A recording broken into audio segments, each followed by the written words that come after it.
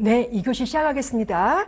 자, 그래서, 가장 이제 교수님들이 좋아하는 문제 유형이 뭐냐면, 과학적 관리론하고 인간관계론의 비교 서술하시오, 이렇게 이제 출제되는 경우가 경향이 좀, 그런 쪽으로 많이 애정을 하고 있어요. 과학적 관리론은 이제 거의 직무 중심주의, 직무에 기반한 선발, 교육훈련 이런 걸 실시하는 것이고, 인간관계로는 그렇지 않고 비공식 집단, 인간관계에서 커뮤니케이션이나 갈등이나 오히려 그런 것들이 직무 만족이나 이런 것들이 더 중요하다라고 이제 본 이론이죠. 실험이죠. 그래서 과학적 관리론의 특징을 본다면 전문화 원리에 입각한 직무 설계를 중요시 여기고 시간 동작 연구에서 출발을 했고 차별적 성과급 제도에 기반한 적용을 하고 있지만 인간관계 이론은 사회인 가설에 기반하고 있고 민주주의 리더십이라든지 참여제도라든지 비공식 조직이라든지 구성원 만족의 변수가 더 중요하다라고 이제 설명한 실험입니다. 자, 그래서 이론사는 앞서 이제 끝났고요. 이제부터 이제 중요한 인사관리에 영향을 미친 중요한 이론을 모티베이션 이론인데 2개만 제가 한번 소개를 해보도록 하겠습니다. 자, 브룸의 기대 이론이고요. 이제 빅터 브룸의 기대 이론인데 빅터 브룸은 예일대학교 경영학 교수입니다. 이제 이분은 이제 모티베이션, 동기부여 이론 중에서 인간은 머릿속으로 합리적으로 계산하는 동물이라는 것을 전제 조건 하에 동기부여의 과정상으로 합리적으로 계산하는 과정 속에서 인지적인 과정을 통해 동기부여가 되는 것이다 라는 이론을 입각해서 이러한 모형을 제공을 했어요.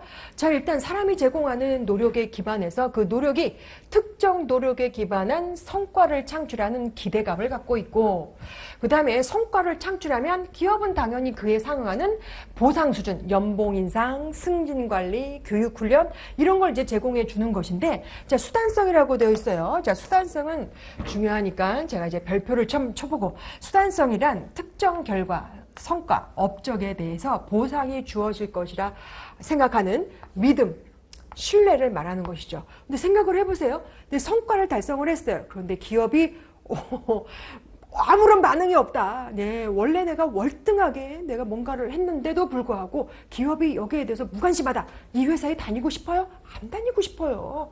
자, 이런 걸 이제 믿음과 신뢰가 떨어진 이상 이 기업에서 내가 더 이상 나의 입지를 다질 수가 없다. 그래서 다른 회사 이직을 할 생각을 하게 되겠죠. 자, 이런 부분이에요. 성과를 달성하게 되면 이에 맞는 승진이라든지 연봉 인상이라든지 교육 훈련이라든지 해외 연수라든지 이런 보상이 상응하는 보상이 주어지는 것은 믿음인 수단성이 확실하게 확립이 되면 이에 맞게 모티베이션이 당연히 이제 증가되고요. 당연히 증가되고 이걸 이제 인사노무 관리 차원에서 보상 관리의 중요성을 얘기하고 있죠.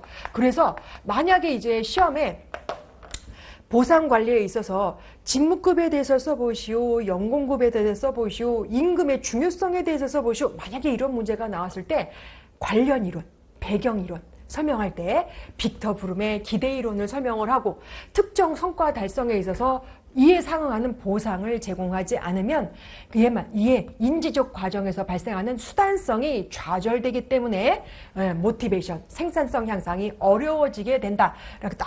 따라서 모티베이션, 생산성 향상과 모티베이션을 위해서는 수단성의 중요성, 보상 관리의 중요성을 수단성으로 대별해서 설명하는 브룸의 기대 이론을 배경 이론으로 우리가 설명을 할 수가 있습니다. 그 다음 페이지.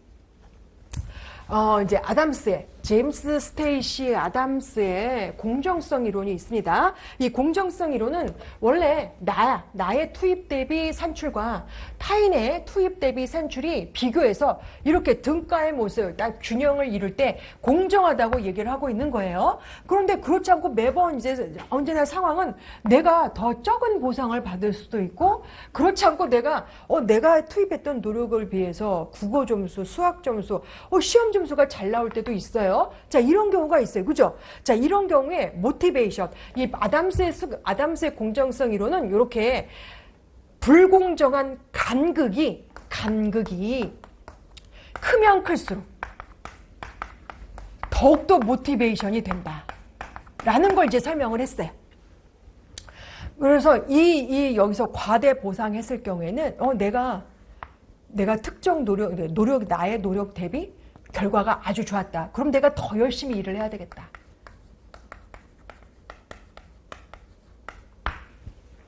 과소보상. 내가 뭔가 잘못하고 있으니 잘못하지 산출을 늘리려면 내가 더 많은 노력을 해야 되겠다. 이거는 좀 쓰세요. 이거를 나중에 여러분들이 혼자 집에 가서 공부할 때 이상한데 혼자 이제 생각할 때 여기 간극이, 그러니까 불공정하면 할수록 모티베이션이 더 일어난다고 했는데 어떤 분은 어떤 수험생분은 여기서 이해가 막히는 분도 있고 어떤 분은 여기서 이제 막히는 경우가 있는데 그냥 이걸 쓰세요. 쓰고 받아들이시는 게 좋겠습니다. 각각의 이제 투입에 대한 변수에는 시간이라든지 노력이라든지 충성심, 나이, 성격 등이 있고 산출에 있어서 측정 변수에는 임금 수준, 복리후생 수준, 만족감 수준, 승진 수준 뭐 이런 걸로 우리가 측정을 할 수가 있어요. 따라서 이런 이제 제임스 스테이시의 공정성 이론이 인사관리, 인사노무관리, 특히 이제 보상관리라든지 이런 데 이제 기여하는 부분은 성과를 창출한 기여도, 공헌도 대비 회사가 제공하는 보상 수준이 그에 맞게 부여되어야만 계속적인 모티베이션 향상과 생산성 향상을 이뤄낼 수 있기 때문에 매우 중요하다. 이렇게 우리가 설명할 수가 있습니다. 아이고, 뒤로 넘어가야 되는데 말이죠. 자, 인사노무관리의 의의와 목표를 보도록 하겠습니다. 자, 인사노무관리는 개념 우리가 1교시 때 잠깐 살펴봤지만 경영활동을 위해 필요한 재반 투입 요소 중 사람에 대해서 중점적으로 연구를 하는 것이고 특히 인적자원관리라고 부르는 사람이 있는데 이것은 휴먼 리소스, 하나의 자원으로 보는 거예요. 기업이 잘 운영되기 위해서 필요한 하나의 자원 요소 중에 하나라는 것이죠. 연구 대상에는 직무관리, 확보관리, 개발관리 등등등이 있고 목표는 조직 차원에서 조직 성과의 달성, 구성원 측면에서는 직무만족, 동기부여, 기대감의 충족 이런 것들이 있습니다. 자, 연습 문제 잠깐 볼게요. 자, 우리 국내 관련된 인접시험에서 출제되었던 객관시험 문제의 문장을 제가 한번 끌어와 봤어요. 자, 맞는 거는 제가 이제 미리 답을 알려드리겠는데요.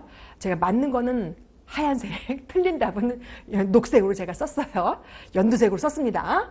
자, 보시면 1번 조직과 구성원 간의 이해와 신뢰를 바탕으로 조직이 유지, 발전되기 위해서 기여하는 정신적인 태도를 구축하는 활동은 인적 자원 관리, 유지 관리 영역에 속한다. 뭐 아리까리하지만 맞는 말이에요. 아리까리하지만 맞는 말이다. 자, 두 번째, 조직이 필요로 하는 능력과 자질을 갖춘 인원의 모집과 선발을 계획하고 실행하는 활동은 인적 자원 관리 중에서 확보 관리 영역에 속한다. 맞습니다. 모집, 선발. 맞습니다. 이거 앞에 하나 더 얘기한다면 필요한 인력의 계획, 인적 자원 계획이 하나 더 있긴 한데 모집 선발은 확보관리 영역에 속해요. 세 번째, 조직이 구성원에게 지급하는 임금 수준과 체계를 설계하고 실행하는 활동은 인적 자원 관리의 보상관리 영역에 속한다. 맞는 거죠. 여기 이제 출제된 문제가 이제 7급 공무원 시험에 이제 그 경영학 내지는 우리가 2차 시험 부분에 있어서는 인사노무관리가 또 특정되어 있어요. 그러니까 최근에 정부 기관 중에서 인사혁신처가 있어가지고 그쪽으로 발령받는 사람을 이제 선발할 때 이제 고시 수험생 그 고시 합격자를 그쪽으로 이제 배치시키고자 할 때 인사노무관리 과목을 많이 이제 과목을 보는 거예요. 과목을 보는 거고 이거 이제 경영학 7급 공무원 시험에 나왔던 출제된 문장입니다. 자, 네 번째, 인간관계 관리, 근로조건 관리, 노사관계 관리 등은 인적자원 관리 중에서 개발 관리가 아니고 뭐예요? 유지 관리. 그리고 제가 지금 노사관계 관리, 유지 관리 가려면 유지 관리. 근로조건 관리, 유지 관리란 말이에요. 인간관계 관리, 유지 관리란 말이에요. 유지 관리. 어떻게 하면 결근율, 이직률을 낮추고 계속 근무 기간을 높일 수가 있을까? 장기 군속을 유도해낼 수 있을까? 이런 것들이 이제 유지 관리다. 자, 개발 관리가 아니다. 유지 관리다. 자, 다섯 번째, 조직의 비전과 목표를 달성하기 위해서 수평적 조직을 설계하는 활동. 이건 조직 설계죠. 근데 이것을 인적자원관리, 개발관리 영역이다? 아니에요. 개발관리가 아니다. 개발관리는 교육훈련하고 경력개발이죠. 자, 다음 페이지 넘기겠습니다. 자, 다음 페이지에서, 자, 이게 인적자원관리, 인사노마관리를 바라보는 국내 학자들의 프로세스를 여러 가지 관점에서 제가 다 그림을 좀 실어봤어요. 인적자원관리 실무자 향상 교육자 과정에서 적용한 그 교육자료에서 제가 따왔는데, 인적자원관리 프로세스의 직무관리, 확보관리, 개발관리, 보상관리, 유지관리. 빠진 게 뭐가 있죠? 직, 확, 개, 평가관리 빠졌네. 유지관리, 여기 이직관리 빠졌고, 이직관리, 방출관리 빠졌죠? 자, 이렇게 있는데, 이런 것들이 전부 하나의 거대한 인적자원관리 프로세스, 또는 뭐라고 얘기하냐면, 인적자원관리의 시스템적 접근. 자, 시스템이라고 하는 거는 전체를 이루는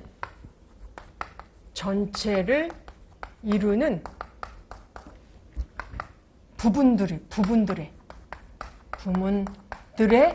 합을 얘기하는 거예요. 시스템적 접근해서 이게 전체적으로 다 연결되어서 하나의 거대한 시너지 효과로 인적자원의 중요성의 시너지 효과로 창출된다는 것이다. 라는 걸 이제 얘기하고자 하는 그런 이제 도표입니다.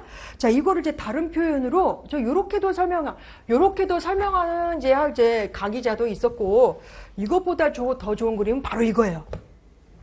인적자원을 계획해서 우리 회사의 여건에 맞게 모집 선발, 광고를 어떻게 할 것인가, 신문에 할 것인가, 텔레비전을 통해서, 그러니까 유튜브를 통해서 선발을 할 것인가, 뭐 이런 거죠. 그 다음에 이제 인재를 육성, 개발 관리를 해주잔 말이에요. 그 다음에 우리 회사에 맞는 평가 관리, 절대평가, 상대평가를 실시를 해서 평가 점수가 좋은 사람한테는 연봉 인상, 승진 관리를 해주고 유지 관리를 하고, 그 다음에 우리 회사 맞지 않는 사람은 방출 관리까지 해준다는 거죠. 먼저 이 도표가 아주 기가 막히게 잘 그렸다라는 생각이 들어요. 그 다음에 세 번째 그 도표가 뭐냐면, 이렇게도 설명을 한 교수님이 또 있더라고요. 인적자원관리의 각품은 이제 확계평 보유에서 독립변수로 두고 개인의 능력, 욕구, 직무를 하는데 직무를 수행하는데 필요한 요건, 보상, 작업 요건, 뭐 이런 거, 작업 요건, 기술, 능력 이런 것들이 서로 맞을 때 핏, 개인과 직무의 적합성이 서로 이제 맞을 때 그 결과 변수가 성과도 달성하고 결근율, 이직률도 줄여줄 수가 있고 모티베이션, 만족도, 근속연수, 기업이 원하는 바람직한 결과 변수를 유도해낼 수가 있다라고 이제 이야기를 하고 있어요. 그리고 그 중에서도 제가 한번 이제 평가관리 파트를 잠깐 제가 아주 핵심 엑기스만 잠깐 한번 설명을 해볼 테니까, 내가 노무사 시험 중에서 인사노무관리만큼은 내가 이렇게 좀 내가 해볼 만한 내용이구나 한번 생각을 해보시도록, 가늠해 볼 수도 있고, 평가관리가 좀 어려운데 라고 생각을 해보실 수도 있어요. 네, 한번 제가 설명을 미리 한번 프리뷰를 해볼 테니까 먼저 우리 한번 따라와 보세요. 자, 평가관리의 개념부터 잠깐 보도록 하겠습니다. 평가관리라고 하는 거는 종업원의 능력, 태도, 실적을 체계적으로 평가하고 분석하는 기능이다. 이제 능력, 태도, 실적. 자, 여러분들은 지금 맑고 순진한 이 머릿속에 있기 때문에, 당연하지 뭐 종업원의 능력을 평가하고, 태도를 평가하고, 실적을 평가하고, 이거 맞는 얘기지. 라고 하지만 막상 시험장에 가면 이 세 가지 단어가 생각이 안 나요. 근데 이래서 대부분 수험생들은 종업원의 스카 해서 SKA. 애티튜드. 능력, 어빌리티인데 똑같은 거네. WT 사다 보니까 이렇게 실적 이렇게 되는데 뭐 스킬, 놀리지 이렇게 있어요. 그래서 대부분 수험생들이 종업원의 스카, 머릿속은 그렇게 있고 스카를 이제 종업원이 갖고 있는 기술, 능력, 태도, 지식을 체계적으로 평가하고 분석하는 기능이다. 이렇게 외우기도 한다는 거. 그 다음에 평가 내용에는 구성원의 업무 능력, 태도, 자질 이런 것들이 있고요. 성과관리라고 해서 최근에는 이 평가관리를 성과관리다 이렇게도 부르기도 합니다. 성과관리. 왜냐하면요, 조직의 성과를 높이는 과정에서 평가를 도구로 사용하고 있기 때문에 이게 이제 피드백, 앞에 우리가 1교시 때 배운 평가관리의 피드백 기능인데요. 평가관리가 만약에 이제 잘 되어 있을 때 그거에 맞게 어제 고성과자에게는 보상을, 저성과자에게는 개발을 시켜주고 이거에 맞게 더 열심히 이제 성과를 창출하고 이 사람은 자기의 능력과 기술의 갭을 메꿔줘서 또 성과를 달성하거나 또 이제 회사 차원에서는 그에 맞는 인재를 또 선발을 하게 된다는 것이죠.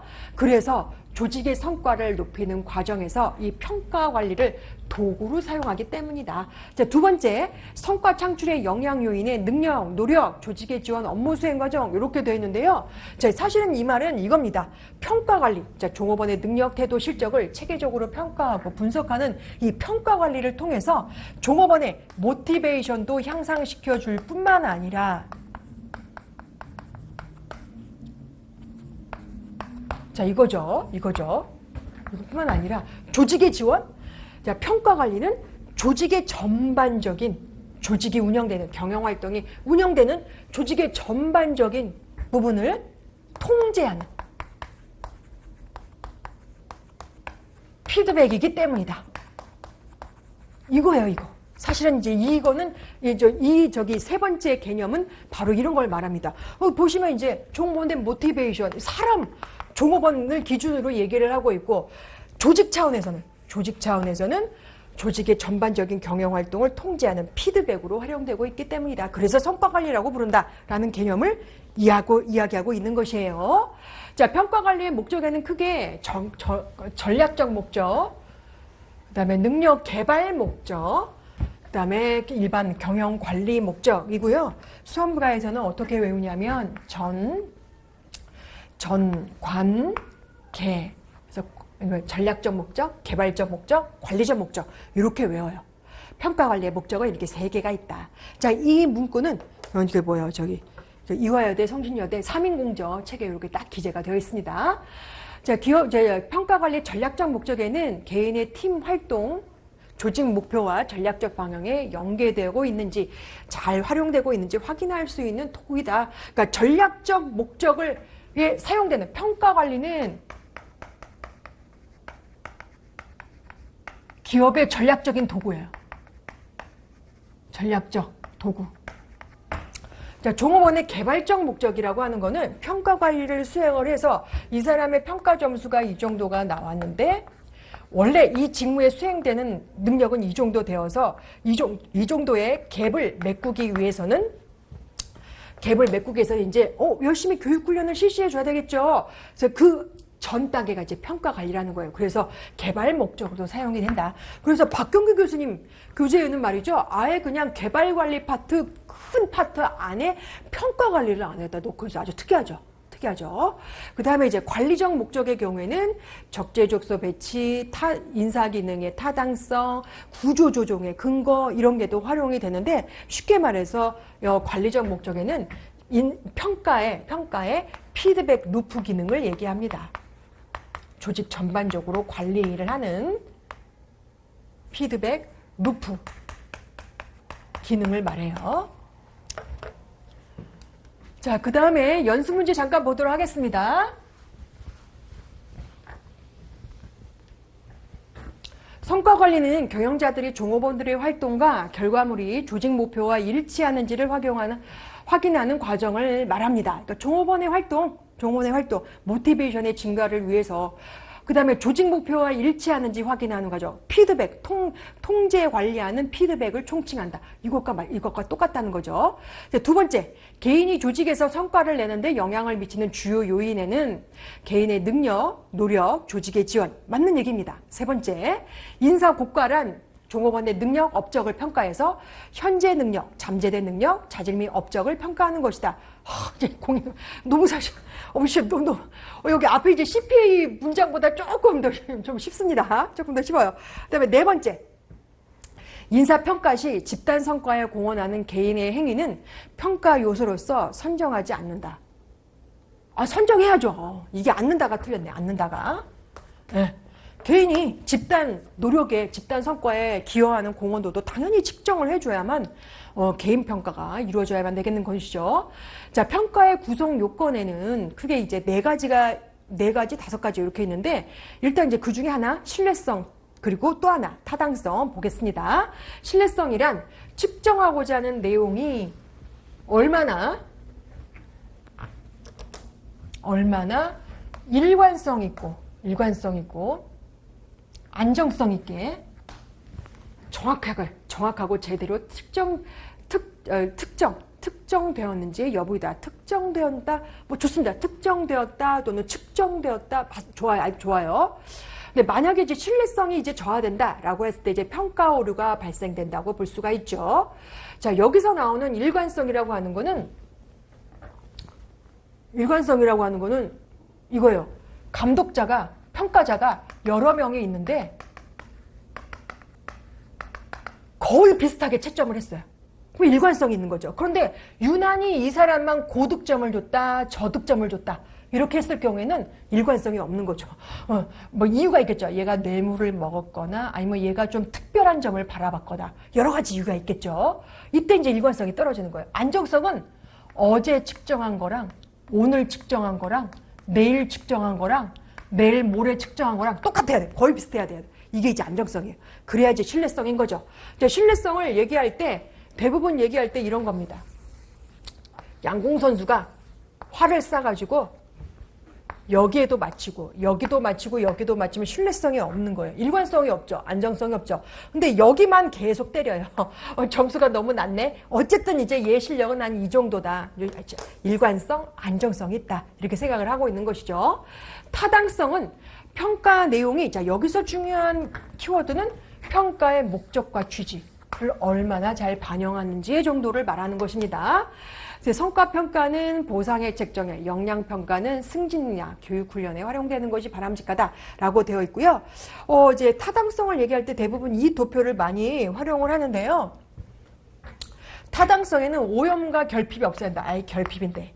이거 바꾸셔야 되겠네. 결핍 이렇게 있고요. 오염과 결핍이 없어야 되죠. 오염은 뭐냐면 측정된 정보가 있는데 전혀 필요하지는 않는 정보가를 이제 평가를 하는 거예요. 예를 들어서 격리직, 우리 회사의 관리팀에 격리직 직원을 뽑는데 갑자기 너 100m 달리기 몇 초에 뛰어? 이걸 물어보는 거예요. 내가 이제 무슨 올림픽 선수도 아니고 그런 걸 물어보니까 격리직 직원을 채용하면은 뭘 물어봐야 돼요? 이제 예를 들어서 회계 프로그램을 다룰 줄 아세요? 또는 이제 4대 보험이 뭔지 아세요? 올해 건강보험료율이 몇 %인지 혹시 아세요? 이런 걸 이제 물어보게 되는 것이죠. 그런데 이제 좀 생뚱맞게 다른 걸 이제 물어보게 된다는 거. 결핍은 뭐냐면, 자, 죄송합니다. 결핍은 뭐냐면, 실제로 필요한 정보가 있는데 일부가 누락이 된 거예요. 누락. 필요한 정보가 있음에도 불구하고 누락된 거를 이제 말합니다. 타당성이 있으려면 오용과 결핍이 없어야 한다라는 내용이고요. 타당성을 얘기할 때 양궁 선수의 활쏘기 솜씨로 이제 비교해 보면 여기 노른자 안에 목적과 취지, 딱 쏘는 걸 이제 타당성이라고 하고, 신뢰성은 어디 한 군데만 일관되게 쏘는 걸 말하는 것이죠. 이 보면은 그러면 어때요? 신뢰성이 뭐가 어떤 게 더 넓은 범위예요? 그거 좀 구분하기 어렵나? 하여튼 이제 자, 수용성 보겠습니다. 구성원들이 평가 결과 내지는 평가 제도를 합당한 것으로 받아들이고 그 공정성과 활용 목적에 대해서 신뢰하는 걸 말하는 거예요. 평가 결과를 받아들이는 거. 실용성은 비용 대비 효익이 더 큰 정도를 말하는 것이고요. 구체성은 피평가자의 업무 수행에 어떻게 하는 것이 낫겠다. 방향성을 알려줘요. 이걸 이제 세부적 피드백을 제공하는 정도라고 하고, 전략적 부합성은 조직이나 조직의 전략, 목표에 부합되도록, 또는 이제 그 조직의 어떤 전반적인 분위기, 문화, 우리 회사가 공공기관인데 갑자기 뭐 이제 실적급을 도입하겠다. 뭐 좋긴 하지. 공무원 실적이 좀 중요하긴 하니까 그렇기도 하지. 근데 이제 대부분 공공기관의 경우에는 호봉제, 연공서열식 문화가 좀 되어 있거든요. 그러니까 그 기업의 문화에 맞게 이제 뭔가 이제 인사 관리가 좀 되어 있는 게 맞겠죠. 근데 그런 것들이 전략적 부업성이라고 얘기를 한다는 거예요. 그리고 그래서 이거를 도표로 그려보면은 기업 그 조직체가 갖고 있는 전략적 부합성에 맞게 그 밑에 신, 타, 수, 실이 있다. 이렇게 이제 외우시면 되는 것입니다. 그러니까 각각의 개념 설명 같은 거는 좀 암기를 해두시는 것이 논문사 시험 준비하는데 좀 유리합니다. 자, 신뢰성이란 평가의 일관성 또는 안정성의 지표를 말하는 것이고, 타당성이란 평가의 목적과 취지에 맞게 측정된 결과를 살펴보는 것이고, 오용과 결핍이 없어야 되는 거죠. 수용성은 평가 결과 평가 제도를 받아들이는 정도를 말하는 것이고, 실용성은 비용 대비 효과를 말하는 것이고요. 전략적 부합성은 기업의 비전과 전략에 맞게 평가 제도가 운영되는가를 말하는 것이죠. 자, 그다음 연습 문제 잠깐 보도록 하겠습니다. 자, 평가 원칙에는 타, 신, 수, 실이 있다. 맞죠? 맞는 말입니다. 그 다음에 두 번째, 고가의 일관성은 동일한 고가 대상자에 대한 반복적인 고가에서 같은 결과를 얻는 정도를 말한다. 맞는 말이죠. 네, 평가 도구가 얼마나 평가 목적을 잘 충족시키는가는 타당성과 관련이 있다. 맞는 얘기죠. 평가 목적과 취지, 타당성과 관련이 있다. 네 번째, 타당성은 측정 도구가 측정하고자 하는 개념이나 속성을 얼마나 정확하게 측정할 수 있는가. 측정하고자 하는 개념 속성을 얼마나 정확하게, 자, 여기 목적과 취지, 얼마나 정확하게 측정되는가를 나타내는 지표이다. CPA 시험이 정말 어렵긴 어렵다. 그 다음에 다섯 번째 문장 보겠습니다. 인사평가의 신뢰성은 특정 평가 도구가 얼마나 평가 목적, 아니죠. 신뢰성은 뭐가 나와야 돼요? 일관성, 안정성이 나와야지. 평가 목적은 뭐예요? 타당성이죠. 목적과 취지는 타당성, 안정성, 일관성은 신뢰성. 이렇게 연결시켜주면 되겠어요. 여섯 번째, 평가의 타당성이란 동일한 피평가자를 반복해서 평가해도, 이거는 그거죠. 여기 어디가 있어요? 이거죠. 일관성. 일관성을 설명하고 있는 거죠. 일관성. 그러니까 이거는 아니다. 신뢰성을 얘기하는 것이다. 신뢰성을 얘기하는 것이다. 자, 다음 페이지. 평가 오류입니다. 자, 올해 노무사 시험 3번 문제가 바로 여기서 출제가 되었습니다.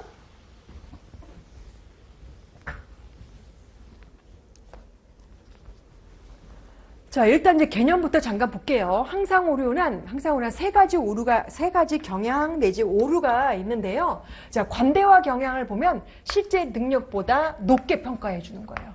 중심화 평가는 평가 촉도가 가지는 범위에서 평균 점수만 주는 거예요. 가혹화 경향은 실제 능력 성과보다 낮게 평가하는 거예요. 가혹하게 평가한다는 것이죠. 그래서 이걸 그림으로 그려보면은 낮게 준다든지 아니면 중심적으로 이렇게 준다든지 아니면 뭐 굉장히 많이 높은 점수를 준다든지 이렇게 이제 그림을 그릴 수가 있습니다. 상동 오류는 특정한 유형, 그러니까 뭐야, 이제 종교나 성별이나 인종이나 소속된 사회적 집단과 계층에 따라 평가하고자 하는 경직된 편견이다.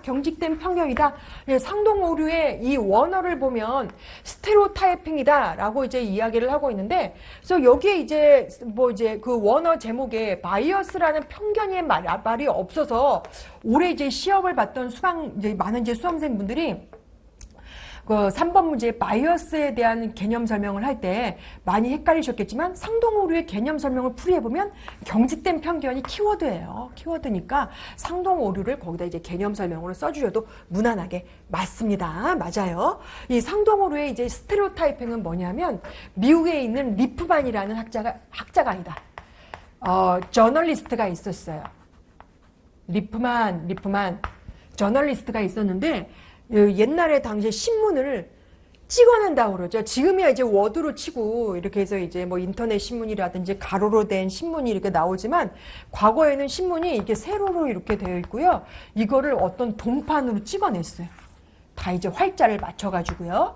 그래서 어떻게 이제 찍어낼 때 딱 찍어서 신문을 만들어내는 것처럼 그 사람이 속한 너는 천주교 교인이니까 너는 뭐 그런 행동을 먼저 나이트클럽 가면 안 되잖아. 뭐 이런 거죠. 내가 너무 극단적인 사례를 들었나? 성별, 넌 여자니까 이제 너의 장래 희망은 가정주부이어야지. 이런 건 상동 오류죠. 편견이죠. 너는 남자니까 꿈을 좀 원대하게 가져야지. 또는 인종을 가지고 이제 이 스테레오타이핑이 원래 이제 미국 지금 리프만 이제 미국 저널리스트인데 원래는 저기 인종에서 나왔어요. 인종에서. 이제 미국이 워낙 이제 인종차별이 심하다 보니까 인종차별에 대해서 말하는 사회적인 개념 설명을 하다 보니 스테레오타입이라는 단어를 리프만이라는 학자가 신문을 찍어내는 동판의 기원에서 설명을 했던데 기원을 해서 이것이 이제 지금 현재 심리학, 경영학, 사회학, 뭐 경영조직론에도 이런 게 상동 오류 스테레오타이핑으로 지금 많이 지금 이제 각각 학문에 적용을 하고 많이 하고 있죠. 그래서 소속된 사회적 집단이나 계층에 따라 지각하는 평가는 경직된 편견, 바꿀 수 없는, 딱 부러진, 딱 박혀져 버린, 고칠 수가 없는, 너는 왜 옹고집이야? 뭐 이런 것처럼 경직된 편견을 말하는 것이죠. 자, 후광효과. 특정 부분에 대한 호의적이고 비호의적인 특징. 그러니까 어떤 이제 특정 부분에 대한 좋고 나쁨에 대한 긍정적, 부정적인 평가가 나머지 전체를 평가하는 거예요. 너는 토익 점수가 좋으니까 넌 일을 잘할 거야. 넌 무역 수출팀. 근데 알고 봤더니 막 너무 못해. 뭐 그런 경우 많잖아요. 왜냐하면 너무 이제 막 내성적인 성격이란 말이에요. 그러니까 하나를 가지고 전체를 판단하는 건 무리다라는 이제 평가의 오류를 말하는 것이고요. 그다음에 이제 연공의 오류는 연공이라고 하는 거는 기본적으로 이걸 말합니다. 자, 연령, 학력, 근속연수를 말해요. 자, 세 개는 외워주셔야 돼요. 연공적인 속성에 따라 평가 결과에 영향을 미치는 오류를 말하는 것이고, 야, 너가 짬이 되니까 넌 비록 실적이 좀 낮아도 네 짬에 따라 이번에 승진 대상에 오르고 넌 좀 기다려라. 뭐 어떻게 돼요? 그러면 후배가 그냥 다른 회사 그냥 들어오고 치사해서 이직을 하게 되는 것이죠. 자, 시간적 오류 보겠습니다. 시간적 오류, 최근 효과라고 부르기도 하고 상대적으로 최근에 겪은 사건에 대해서 기억이 쉬운, 기억하기 더 쉽게 평가자의 입장에서 활용될 수 있기에 발생되는 오류를 시간적인 오류, 최근 효과를 말하는 것이죠. 그럼 예를 들어서 이런 거예요. 봄에 실적이 안 좋았어요. 여름에도 그저 그랬어요. 근데 가을에 실적이 월등했어요. 그래서 겨울에 인사평가하는데 월등하게 이제 A점을 받은 거예요. 이런 경우를 말하는 것이죠. 최근 효과. 근데 반면에 이 반대의 경우도 있겠죠? 근데 이 반대의 경우에 이 사람이 그걸 이제 기억을, 얘는 왜 가을 되니까 점점 갑자기 뭐 이제, 슬럼프에 빠졌나? 그러면서 이제 점수를 또 낮게 주는 그런 경향을 말하는 것이죠. 상관편견, 여기 이제 편견이 나옵니다. 드디어 이제 편견, 바이어스. 상관편견의 개념을 적용을 해서 올해 3번 문제에 편견에 대한 개념을 여기를 적용시켜서 설명을 해주셔도 맞습니다. 스테레오타이핑에 대한 나오는 개념을 설명해 좋고 상관편견에 나오는 바이어스를 도입을 해서 설명을 해주셔도 좋아요. 평가자가 관련성이 없는 각 평가 항목들 간의 높은 상관성을 인지하거나 이들을 구분할 수 없어서 동일 유사하게 인지할 때 발생하는 오류인데 이거 보세요. 추진력, 실행력, 추진력, 실행력, 성실성. 그 다음에 역동성. 도대체 추진력하고 실행력하고 차이점이 뭐야? 성실성, 그럼 다 비슷한 말 같은데 역동성하고 또 추진력하고 또 비슷한 말 같은데? 그럼 어떻게 그러면 이 사람에 대한 평가를 전부 그럼 똑같이 줘야 되나? 이런 게 이제 상관편견이에요. 상관편견. 이제 무슨 말인지 아시겠죠? 네. 자, 그 다음에 이제 대비 오류가 있습니다. 객관적인 기준이 없이 비교 대상이 무엇인지에 따라 실제 평가 결과가 달라지는 현상을 말합니다. 실제 키가 한 175 정도 되는 사람이 있어요. 훤칠하죠. 한국 사람 175 정도면 남성이고 여성이고 다 줘야 모델 깜이지, 모델. 180 이상이어야 되나? 하여튼 그렇습니다. 괜찮아서 옷발 잘 받죠. 근데 갑자기 뭐 이제 키가 막 서장훈 옆에 딱 써봐. 서장훈 옆에. 난장으로 보이죠. 이제 이런 걸 말하는 거예요. 내가 좀 재미난 얘기 하나 해줄까요? 지금 시간이 몇 분 됐나? 옛날에 제가 이제 시험을 봤을 때 누군가가 이렇게 얘기를 하더라고요. 이제 보통 이제 시험 접수 기간이 이제 만약에 이제 15일부터 19일까지다. 15, 16, 17, 15, 16, 17, 18, 19, 5일을 줬다는 거예요, 5일을. 그러면 이제 내가 나중에 이제 뭐 이제 2차 시험 이제 그 채점할 때 교수님도 이제 사람이니까 처음에 채점하는 거는 눈을 반짝이면서 채점을 막 자세하게 보겠지만 교수님도 사람이니까 하나하나 채점하다 보면은 조금 이제 설렁설렁 보겠지. 그래서 대부분 접수를 18일 내지 19일 날 하는 경향이 많았다고 해요. 예전에 그랬다고 해요. 예전에. 우리 이제 옛날 정말 사시, 행시 이렇게 봤던 이제 선배들 얘기를 들으면 이랬다고 해요. 저는 이 당시에 언제 접수했냐면 16일 날 접수를 했어요. 빨리빨리 그냥 내 성격상 빨리 접수하고 빨리 도서관에 와서 빨리 다시 자세 유지해야 되겠다 이런 생각을 했었거든요. 근데 뭐 이제 하여튼 그랬는데 이거 지금 대비 오류 때문에 그 2차 시험을 채점을 할 때 내 순서 앞에 놓인 답안지가 너무 잘 썼어. 그럼 상대적으로 내 답안지의 채점 점수가 좀 깎일 가능성이 있죠. 근데 내 앞에 답안지가 너무 못 썼어. 그러면 나는 이제 보통 점수 수준으로 썼는데 점수를 또 잘 받을 가능성이 있죠. 이제 그런 것 때문에 그랬다라고 얘기를 많이 하긴 하죠. 뭐 이제 여러분 이제 접수할 때는 참고를 해주시고 유사성의 오류는 뭐냐면 평가자 자신이 스스로와 가치관, 행동, 태도 등이 비슷한 평가 대상자, 나의 취미, 내가 하고자 하는 어떤 성향, 말하고자 하는 성향, 나의 목표, 비전 이것과 좀 비슷한 사람들 있잖아요. 말이 딱딱 아구가 좀 잘 맞아요. 그러면 좀 어떻게 쟤하고 좀 같이 있고 싶다. 점수를 좀 좋게 준다는 거예요. 점수를 또 뭐 가혹하게 주는 사람도 있긴 하지만 뭐 유사성의 오류가 이제 조금 더 후하게 저 사람이랑 조금 친해지고 싶다 이런 생각을 하게 되죠. 주관의 객관화는 평가자 자신이 가진 특성이나 태도를 상대방에게 전가하고자 하는 경향으로 이런 거예요. 나는 내가 만약에 리더가 되면은 리더의 어떤 역할이라고 하는 거는 부하 직원을 골고루 잘 이제 리드하고 알려주고 이런 걸 말하기 때문에 조금 분담을 해줘야 되겠다라고 생각을 하는데 내가 모시고 있는 상사는 그걸 잘 못해요. 모든 걸 자기가 다 떠안아요. 내가 모시고 있는 상사는 능력이 없어. 무능해 라고 생각을 하는 거죠. 그러니까 오로지 나의 생각, 나의 가치관, 내가 주관적인 생각을 객관화시켜서 상대방을 평가하는 것을 말하는 것입니다. 자, 신뢰성을 저해하는 오류를 크게 이제 이렇게 세 가지로 구분을 할 수가 있어요. 의도적으로 평가 오류를 범하는 경우에는 자, 관대화 중심화 가혹화를 묶어서 항상 오류라고 얘기를 합니다. 그다음에 스테레오타이핑, 상동적 오류, 그다음에 영공의 오류라고 얘기를 하고 있고요. 저는 이거 수험생분들한테 가르칠 때, 자, 의도적으로 항상 상동, 영공, 갱 이렇게 외우라고 제가 말씀을 드렸어요.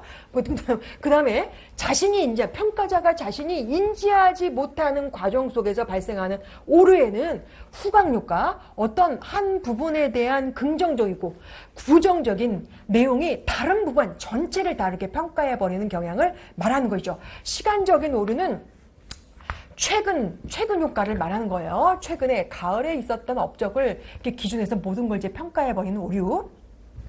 상관 편견은 평가 항목의 개념을 정확하게 이해하지 못할 때라는 거죠. 실행력, 추진력, 성실성, 역동성, 이제 그거에 대한 개념을 구분하지 못할 때 발생하는 오류, 대비 오류, 대조 오류 이런 거 이제 뭔가 좀 이제 뭐 비교 대상이 되는 과정 속에서 발생이 되는 오류. 유사성의 오류, 나와 비슷한 사람, 나와 취향이 비슷한 사람에게 후한 점수를 주거나 아니면 박한 점수를 주는 경우를 말하는 거죠. 이걸 저는 이제 어떻게 강의할 때 설명을 했냐면 평가자가 인지하지 못하고 상태에서 평가의 오류를 범하는 경우를 말하는 거죠. 후후후후후 대비마마. 시간은 상관없습니다. 대비마마. 이렇게 이제 제가 설명을 드렸어요. 그 다음에 정보가 부족해서 발생되는 오류는 그냥 평균 점수만 줍니다. 그다음에 이제 귀속 과정의 오류에서 이거는 이제 내재론자냐, 이제 내부 기인이냐, 내부 기인, 어떤 그 사람의 노력이 부족하다, 능력이 부족하다라고 생각을 하거나 외부 기인, 평가하게 된 이 사람의 실적이 있었던 상황이 잘못되었다거나 아니면 직무가 너무 어려웠다거나 이렇게 이제 평가를 하는데 귀속 과정의 오류는 대표적인 게 내가 나를 평가할 때는 상황 때문인 것으로 생각을 하는데 상대방 타인을 평가하자고 할 때는 그 사람의 노력이 부족해서이다 이렇게 평가하는 경향이 있어요. 정보가 부족하기 때문이다. 자, 2차 국가자 오류는 뭐냐면 원래 이제 나를 평가할 때 직속 상관이 평가를 하죠. 1차 국가자. 그 다음에 그 위에 본부장이 한 번 더 평가를 경우가 있습니다. 이걸 이제 2차 국가자 오류인데 대부분 이제 2차 국가자는 직속 상관은 나랑 같이 일하니까 나에 대해서 잘 알죠. 그러니까 평가를 하는데 본부장은 내가 그냥 나라는 사람이 있는 것만 알지 나의 평소 근무 태도는 잘 모르죠. 그래서 2차 국가자는 정보가 부족해서 발생되는 오류다. 대표적인 오류 중에 하나입니다. 그래서 올해 출제되었던 문제 유형이 뭐였냐면 관대와 경향과 편견, 상동적 오류 또는 상관편견, 그 다음에 대비 오류 를 각각의 개념과 특징을 설명을 하고 비교 설명하라. 이 테이블 그리면 되는 거죠. 이 테이블. 그래서 의도적으로 신뢰성을 저해하는 오류에는 관대화 효과, 상동적 효과가 있지만 인지하지 못한 상태에서 그냥 발생되는 오류에는 이렇게 있다. 이렇게 쓰는 게 이제 답안으로 메꿔주면 되는 문항이 올해 이제 3번 문제로 출제가 되었다는 것이죠. 자, 그 다음에 이제 벌써 23분이네요. 23분인데 몇 페이지가 있나? 뒤에 사실 얼마 없어요. 얼마 없고 한 10분만 더 하면 되거든요. 한 10분만 더 하고 오늘 수업을 마치도록 할게요. 그러니까 한 조금만 참아주세요. 한 10분만 더 합니다. 내가 거짓말 안 하고 딱 10분만 더 하면 돼요. 자, 상대평가는 순위를 가리는 거예요. 절대평가는 그 사람의 능력, 실적의 기준에서 평가하는 거예요. 그래서 상대평가는 대부분 여러분들이 대학교 다닐 때 교수님들이 많이 채점했던 거. 정규분포. 자, A학점은 몇 명, B학점 몇 명, C학점, D학점, F학점. 이게 이제 대표적인 상대평가, 정규분포를 이루고 있다는 거죠. 절대평가는 그렇지가 않습니다. 정규분포를 상정할 필요가 없습니다. 그 사람의 능력, 실적에 기반해서 올 A도 상관이 없어요. 올 C도 상관이 없어요. 자, 평가 기준 나와 있고요. 자, 팀워크에 영향을 미치는 경우는 서로 적대적인 관계가 될 수가 없죠. 내 동료 친구가 없으면 내가 1순위, 2순위 좀 더 올라갈 텐데 이런 생각을 하기 때문에. 그러나 절대평가는 그렇지 않고 우리가 노력만 하면 열심히 할 수 있다. 화합에 유리합니다. 자, 평가 목적을 보시면 이렇게 상대평가를 하게 된 이유는 여기 이것 때문에 그래요. 이 사람을 승진을 시켜줘야 되겠다. 이 사람을 구조조정을 시켜줘야 되겠다. 이것 때문에 그래요. 그 다음에 절대평가의 경우에는 평가 기준이 명확해서 교육개발, 자기개발, 교육 목적으로 사용하기 위해서 사용을 합니다.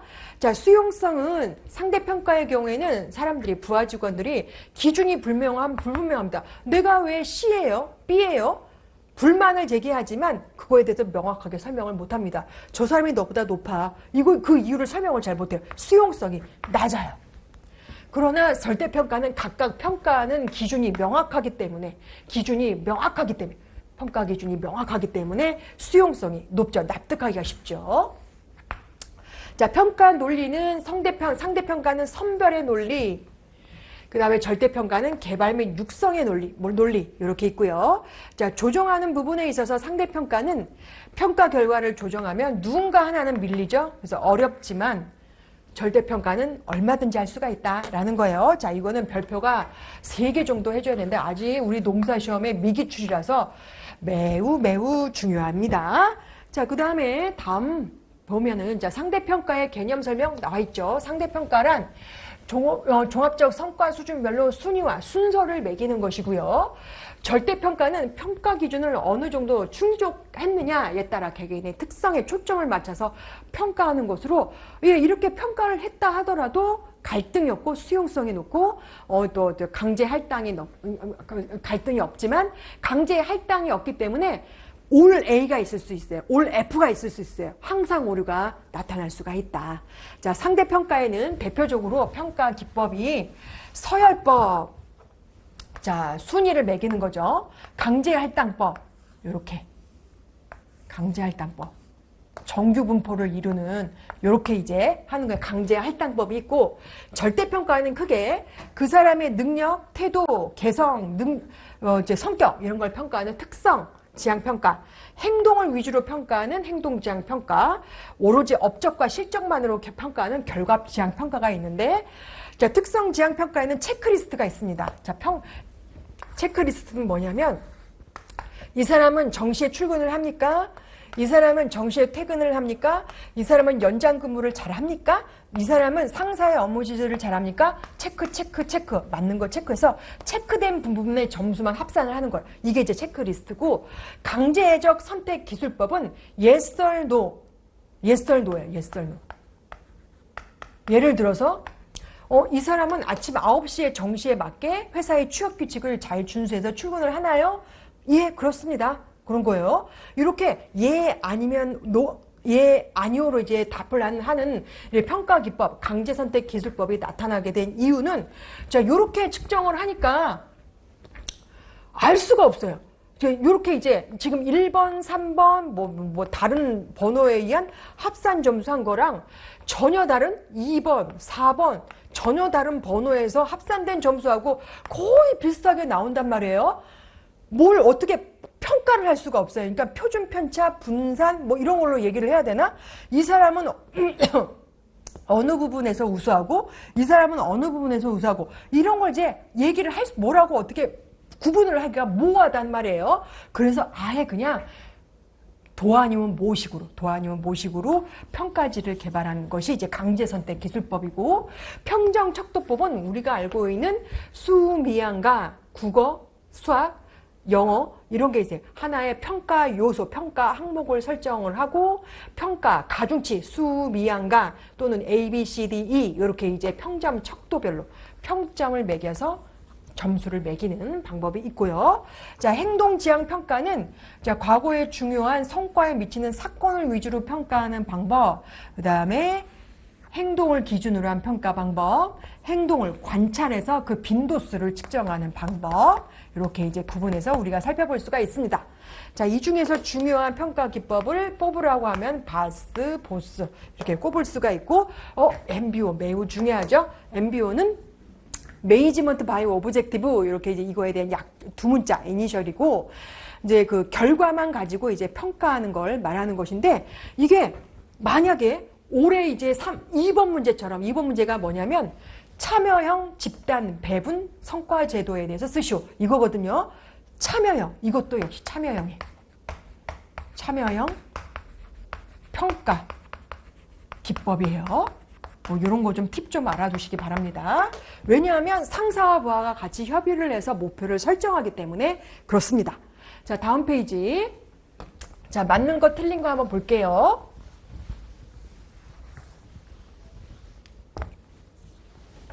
서열법은 피평가자를 최고부터 최저 순위까지 서열법. 맞는 얘기죠. 상대적 서열을 매기는 방법입니다.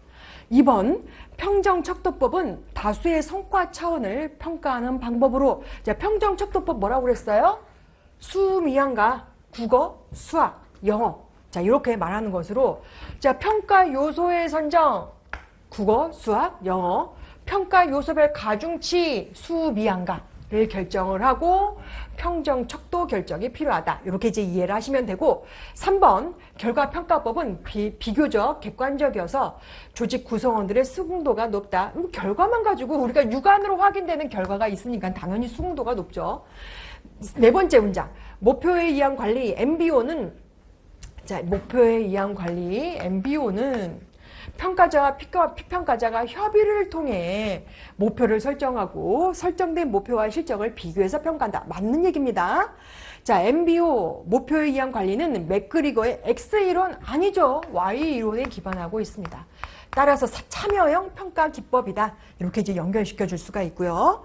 6번째, MBO는 본인을 포함한 상급자, 하급자 동료와 외부 이해관계자에 의해서 평가하는 피드백을 총칭한다?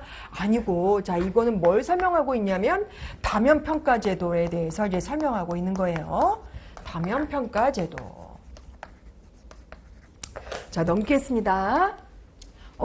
이제 거의 이제 우리가 지금 이거 마지막 페이지일 거 아마? 다면평가 제도가? 다면평가 제도란 다수의 평가자가 여러 방면에서 평가하는 걸 말해요. 자, 여기 이제 도표를 보시면, 도식화된 도표를 보시면 내가 나를 평가한단 말이에요. 본인 평가, 자기 평가. 그러니까 내가 나를 잘 아니까 좀 정확하게 평가할 수 있다는 장점이 있지만 단점은 뭐예요?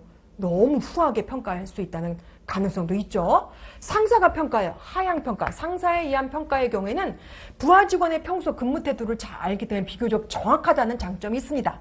그러나 이제 상사의 주관성이 개입될 수 있다는 단점도 있죠. 부하 직원이 나를 평가해요. 리더십 평가할 땐 유리합니다. 그러나 부하 직원이 나를 평가할 때 조금 이제 내가 인기 관리식으로 그때만 잘해주고자 하는 성향, 뭐 이런 이제 단점도 있을 수가 있죠. 동료가 평가하는 경향. 동료랑 주로 술을 자주 마시기 때문에 사실 진솔한 모습에 대한 평가는 동료가 좀 할 수가 있어요. 그러나 서로 경쟁이 하고 있죠. 일부러 가혹하게 또 점수를 줄 수 있다는 단점도 있습니다. 어떨 땐 또 주고받기식, 기브 앤 테이크 방식으로 또 평가를 하기도 하죠. 고객 평가, 비교적 정확하게 평가를 합니다. 왜냐하면 생판 모르는 제3자이기 때문에. 그러나 강성 고객이 평가할 경우에는 무조건 또 가혹하게 평가할 수가 있죠. 이런 거를 다면평가 영역이다, 다면평가 제도다 라고 하고, 뭐 또 그 외에도 이제 외부 이해 관계자에 의한 평가 내지는 외부 전문가에 의한 평가, 이런 것도 있어요. 자, 이게 이제 다면평가 제도고, 다면평가 제도는 과거에 우리 노무사 시험에 한번 출제는 되었고요. 그 단순하게 그 장점, 단점 이런 것만 설명하는 출제가 내용이 나왔고, 앞으로 이제 출제될 가능성은 뭐냐면 각 평가자별, 평가 주체자별,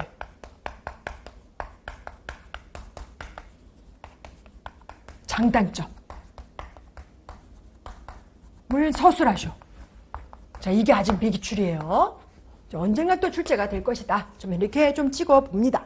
자, 넘어가겠습니다. 네, 마지막 멘트 나왔습니다. 드디어. 마지막 멘트, 제가 준비한 PPT의 마지막 멘트. 지금까지 제가 평가관리 프리뷰를 간단하게 제가 설명을 했는데요. 만만하죠? 만만하죠? 할 수 있어요. 그죠? 할 수 있어요. 그래요. 할 수 있어요.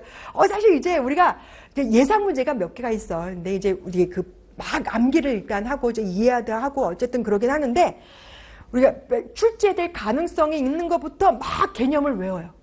그 다음에 이제 중요도, 그 다음에 이제 중요한 것도 이제 외워요. 그렇게 이제 순서를 매겨서 외우는 것도 일종의 또 스킬이 될 수도 있어요. 그러니까 이게 재밌게 공부를 해주시면은 뭐 이제 배신하진 않습니다. 사실 시험 결과는 배신하지 않는다. 언젠간 여러분들은 저와 같이 노동위원회 노동청에서 만날 수가 있습니다. 자, 인사노무관리는 고득적 합격 전략 과목입니다. 왜? 여러분들이 노무사를 되기 위한 예비 노무사님들이기 때문에 노동법은 누구나 다 열심히 일을 해요. 누구나 다 열심히 공부를 해요. 예를 들어서 하루에 8시간을 공부한다? 그럼 대부분 5시간 정도는 노동법에 대부분 할애를 하더라고요. 뭐 그럴 수밖에 없죠. 노동법 1도 있고 2도 있고. 뭐 그럴 수밖에 없습니다. 다 열심히 한다. 다 이제 시험, 시험, 수기를, 시험 보고 나서 그 소감을 막 이제 카페에다가 이제 설명한 그 글 내용을 보면은 노동법 1번 쉬었다, 2번 어려웠다, 3번 평이했다. 다 똑같아. 거의 다 똑같아. 다 열심히 합니다. 그러나 인사노무관리는 정말 열심히 한 사람은 고득점으로 가지만 그냥 평이하게 그냥 그렇게 한 사람은 그냥 57점, 58점 여기서 그냥 머무르는 거예요. 근데 열심히 한 사람은 61점, 62점 가다가 조금 더 재미를 들이면 65점까지 갈 수가 있어요. 이제 선생님 100점 만점에 65점 넘어하신 거 아니에요? 이렇게 이렇게 이렇게 궁금해하시는 분도 있을 수 있는데, 대부분 고득점으로 이제 합격을 하신 분들 보면 대부분 인사노무관리 목표 점수가 대부분 65점이라고 대부분 다 얘기를 해요. 그래서 65점 맞으면은 이제 우리 학원에서 모의고사 때 대부분 이제 64점, 65점, 66점 이렇게 맞은 사람은 아, 이제 실전에서 한 60점 이상은 받겠구나. 이렇게 생각을 예상을 하기도 합니다. 그 전략 과목, 여러분 이제 애정을 가지고 이 인사노무 관리를 대하다 보면 배신하지 않는다. 분명히 전략적인 합격을 한다. 라고 제가 자부합니다. 공부할 때는 어렵더라도 꾸준히만 한다면 분명히 여러분 실망하지 않을 것이고 꼭 합격하셨으면 좋겠습니다. 끝까지 청강해 주셔서 너무 감사합니다. 나중에 꼭 배웠으면 좋겠습니다. 감사합니다.